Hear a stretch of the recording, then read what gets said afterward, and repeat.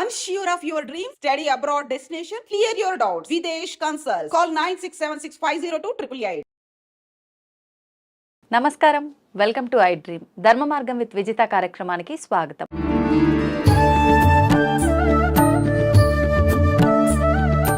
ప్రస్తుతం మనతో పాటు ఉన్నారు వేద పండితులు పవన్ కుమార్ శర్మ గారు. ఇప్పుడు వారితో మాట్లాడి మరిన్ని విషయాలు తెలుసుకునే ప్రయత్నం చేద్దాం. నమస్తే అండి. ఉగాది వచ్చింది అంటే నూతన సంవత్సరం. నూతన సంవత్సరం వచ్చింది, ఉగాది అనగానే మనకు గుర్తొచ్చేది ముఖ్యంగా పంచాంగ శ్రవణము.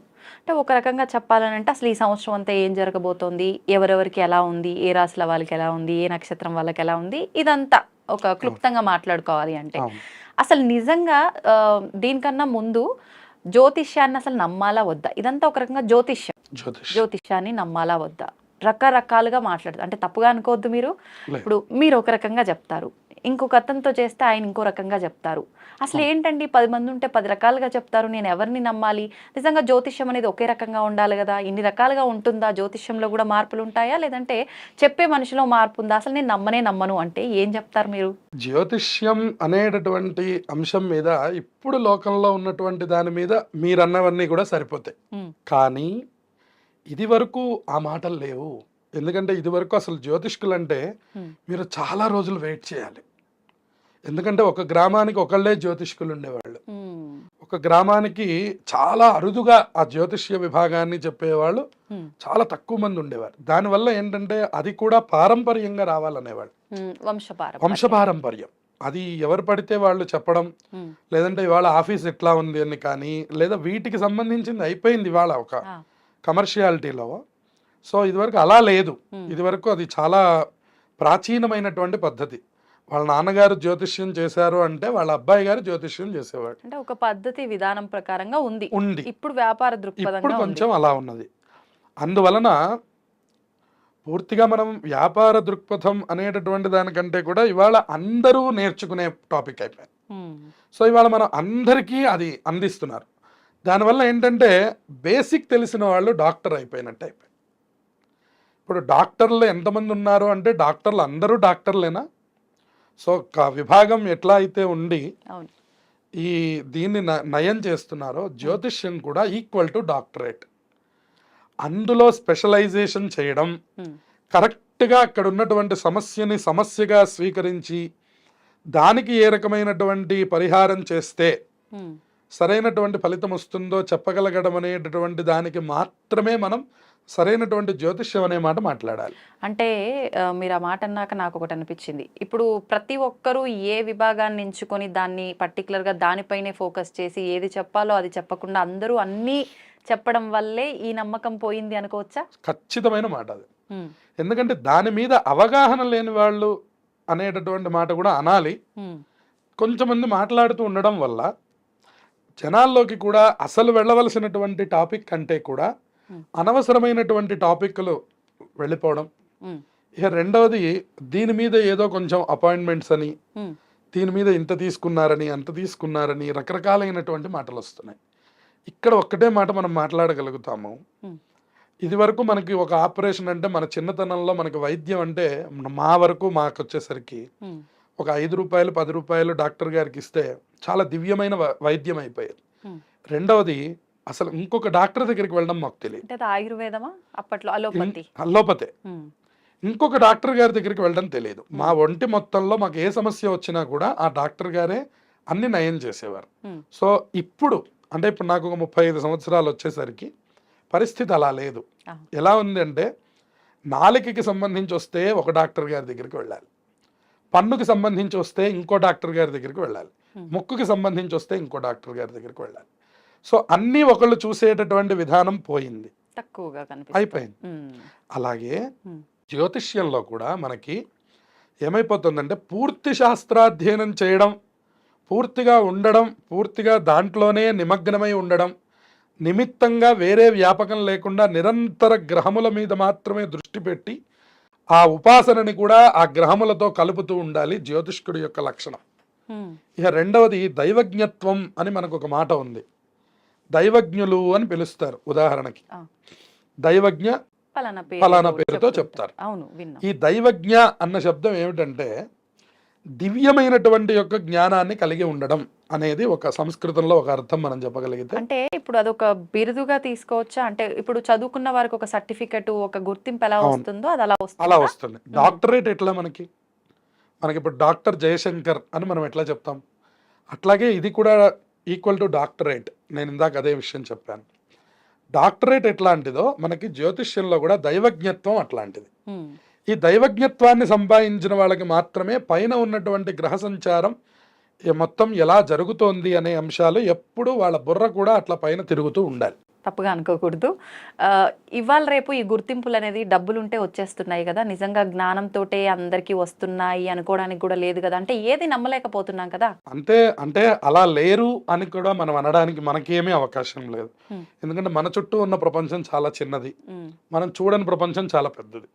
సో అందువల్ల ఉన్నారు, ఉమ్, ఖచ్చితంగా దైవజ్ఞులైనటువంటి వాళ్ళు ఉన్నారు కాబట్టే ఉమ్, మనకి ఇంకా సరిగ్గా గ్రహణాలు ఎక్కడ జరుగుతున్నాయి, ఉమ్, సరిగ్గా మనకి ఈ తిథి ఎప్పుడు వస్తుంది, సరిగ్గా మన వినాయక చవితి ఎప్పుడు వస్తుంది, సరిగ్గా వర్ష ఋతువు ఎప్పుడు వస్తుంది, ఉమ్, అన్ని విషయాలు మనకి తెలిసిపోతుంది. పంచాంగంలో ఉన్నటువంటివి 60 జరగకపోయినా 40 జరుగుతున్నా కూడా ఇంకా దైవజ్ఞులు మనకి ఉన్నట్లే కదా.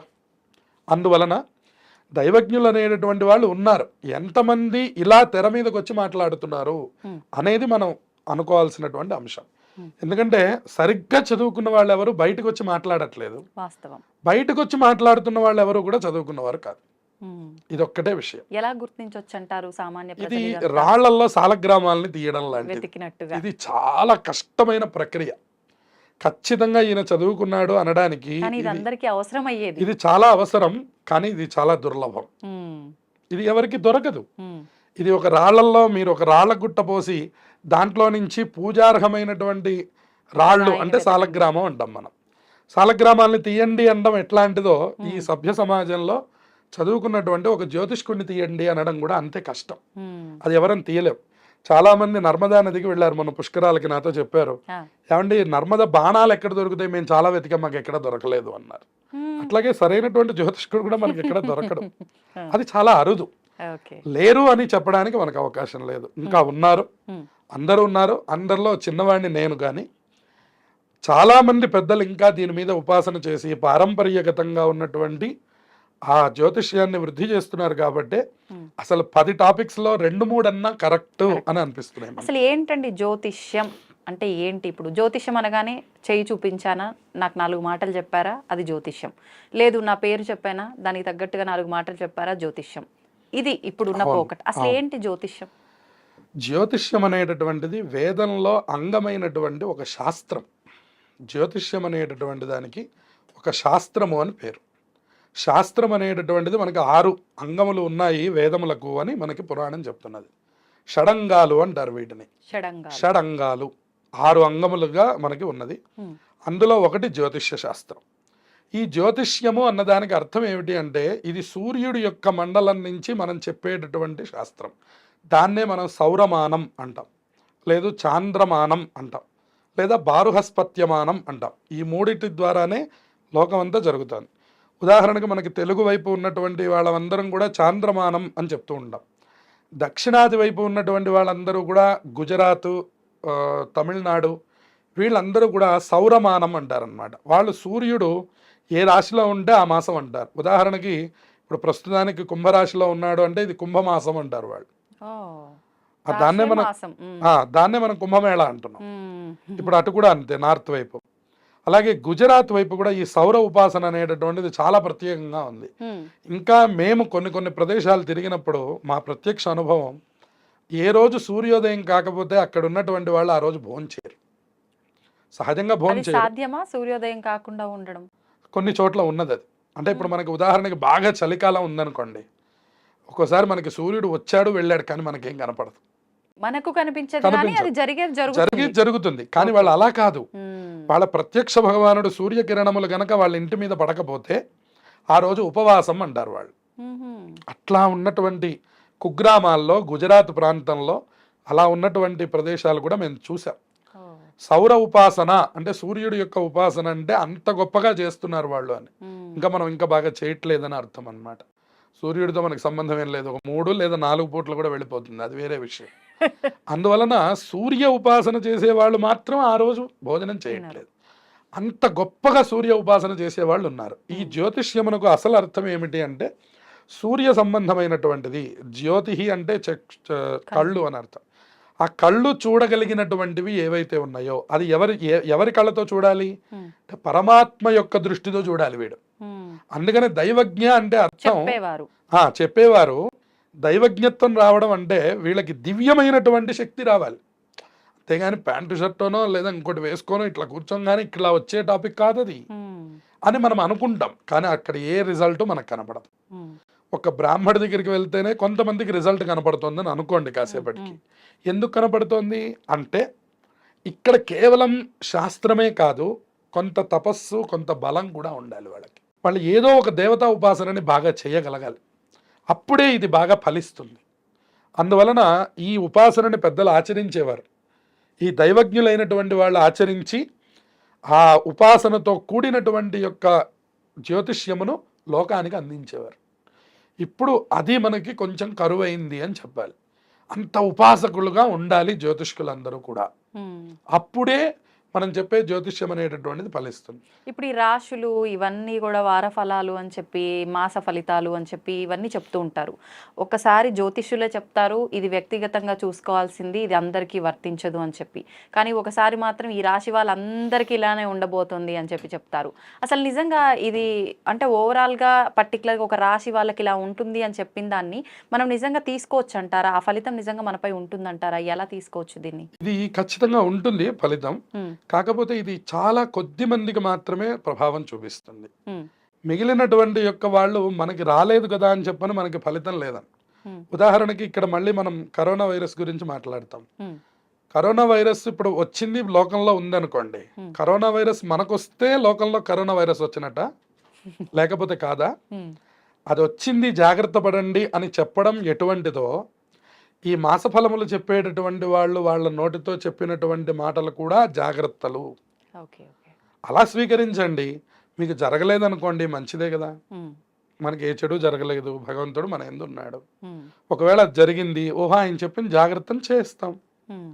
సో దానివల్ల వచ్చినటువంటి యొక్క ఇబ్బంది లేదు. ఇక్కడ మనం ఆ చెప్పిన ఆయన్ని తప్పనో విన్న వాళ్ళ తప్పనో మనం చెప్పే విధానం కూడా అంటే మనం ఏదైనా మాట్లాడేటప్పుడు వ్యక్తిగతంగానే చూసుకోవాలి. అంటే మన పుట్టిన date of birth, time of place అన్ని పట్టి.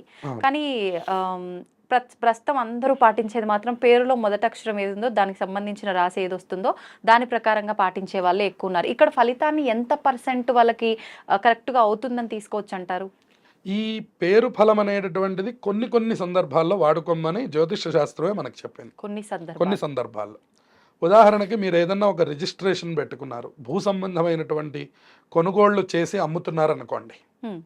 ఈ ట్రాన్సాక్షన్స్ వాటి దగ్గర కావాల్సింది వ్యక్తిగత జాతకం కాదు, మీ పేరు బలం. అక్కడ పేరుతో మాత్రమే చూడాలి. మీదేదో శతభిష నక్షత్రం అయి ఉండొచ్చు కాక, మీకేదో రేవతి నక్షత్రం అయి ఉండొచ్చు కాక, అదొక్క క్షణం హైడ్ చేస్తాం. దాంతో ప్రస్తుతం పని లేదు. ఇప్పుడు మనకు కావాల్సిన పనల్లా ఫలానా భూ సంబంధమైనటువంటి ఇవి లావాదేవీలు జరిగేటప్పుడు మీ పేరులో ఉన్నటువంటి బలం ఏమిటి, ఆ ఎదుటి వ్యక్తిలో ఉన్నటువంటి పేరులో ఉన్నటువంటి బలం ఏమిటి, అది మాత్రమే. మళ్ళీ పేరు కూడా నక్షత్ర ప్రకారంగానే పెట్టమని అంటారు. అవును, అలా పెట్టిన పేరు మాత్రమే వర్తిస్తుందా? మనకు నచ్చిన పేరు ఎట్లా అంటే అట్లా పెట్టేసుకుంటున్నాం ఇప్పుడు జనరేషన్ తగ్గట్టుగా. అదైనా పర్వాలేదు, ఏదైనా పెట్టుకోవచ్చు. కాకపోతే ఇప్పుడు ఈ నక్షత్రం ప్రకారం పెట్టమనడం వెనక ఆంతర్యం ఏమిటంటే, ఒకవేళ మీరు భవిష్యత్తులో జాతకం ఏదండి అంటే చాలా మంది పైకి చూసేవాళ్ళు ఉన్నారు. జాతకం ఏదండి అంటే ఏమోనండి మా తల్లిదండ్రులు రాయలేదండి, అసలు ఎప్పుడు పుట్టానో కూడా తెలియదండి అనేవాళ్ళు ఉన్నారు కొంతమంది. ఒక 20-25 సంవత్సరాల క్రితం ఇంత విజ్ఞానం లేదు కాబట్టి అటువంటి స్థితి మళ్ళీ కలుగుతుందేమో. ఎందుకంటే ప్రపంచం ఇంత వేగంగా పరిగెడుతోంది, ఇంకా ఇప్పుడు మనం అనుకున్నట్టే అదేమన్నా ట్రాష్ అనుకుని వాళ్ళు వదిలేస్తారేమో.